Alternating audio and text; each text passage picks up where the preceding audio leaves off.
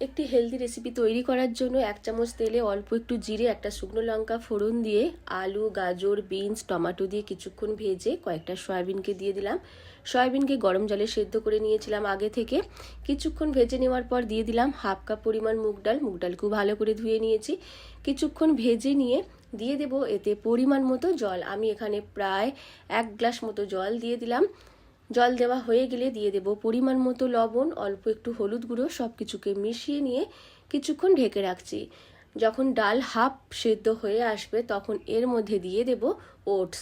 যতটা ডাল নিয়েছি ঠিক ততটাই ওটস নিয়েছি। হাফ কাপ পরিমাণ ডালের জন্য হাফ কাপ পরিমাণ ওটস দিয়ে দিলাম। সাথে দিয়ে দিলাম 2টো কাঁচা লঙ্কা। ভালো করে সব কিছুকে মিশিয়ে নিয়ে ঢেকে আরও কিছুক্ষণ ফুটিয়ে নিচ্ছি। তাহলে সব কিছু ভালোভাবে সেদ্ধ হয়ে যাবে আর খুব সহজেই তৈরি হয়ে যাবে একটা হেলদি রেসিপি। ওপর থেকে অল্প একটু ঘি দিয়ে রেসিপিটা নামিয়ে নিতে হবে।